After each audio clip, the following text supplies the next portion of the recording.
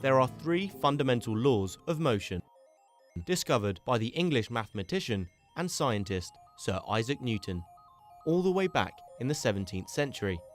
In this video, we will describe and apply Newton's third law of motion. The third law of motion states that for every action, there is an equal and opposite reaction. For example, the swimmer pushes against the pool wall with her feet and accelerates in the direction opposite to that of her push. The wall has exerted an equal and opposite force back on the swimmer. The forces are equal in magnitude or size, but opposite in direction. Forces always come in pairs, the action and reaction, and often is not clear where the second force is. Think about someone sitting on a chair. Most will spot the downward force of weight, but will not consider the force of the chair on the person. It's easier to see this reaction force if she sits on a trampoline instead. However, there are actually two pairs of forces acting here. The man's weight is balanced by the gravitational force he exerts on the Earth. He is prevented from falling towards the Earth's centre because of the upward force from the trampoline or chair, which is balanced by the force he exerts on the chair. The forces are equal in magnitude or size, but opposite in direction. Or pushing a book at constant speed across a table. The force pushing the book acts towards the right. The force of friction opposes this and acts towards the left. The arrow vectors are equal in length because the magnitude of these forces are equal. There is another pair of horizontal forces acting here. The book is trying to drag the table as it is moved to the right, but the table is kept in place due to the opposing frictional force where the table legs touch the floor. We mustn't forget the pair of vertical forces acting here as well.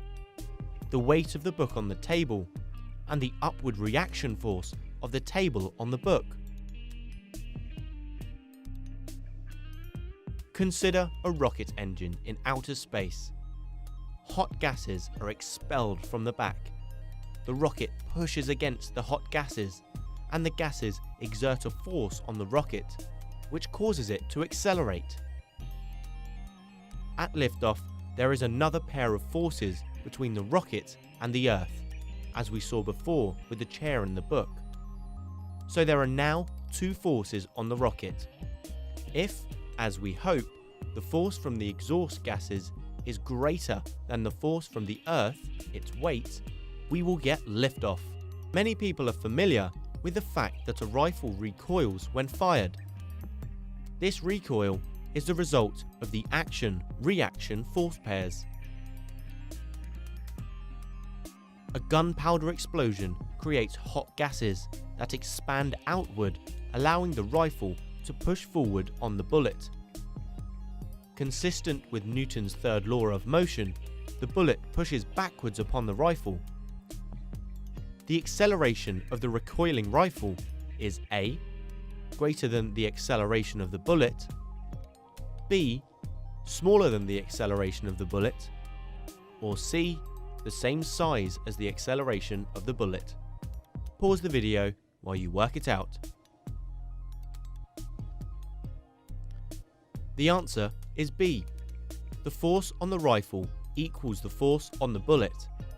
Yet, acceleration depends on both force and mass. The bullet has a greater acceleration due to the fact it has a smaller mass. Remember, acceleration and mass are inversely proportional. For more on acceleration, watch this video. And that's how Newton's third law can be applied.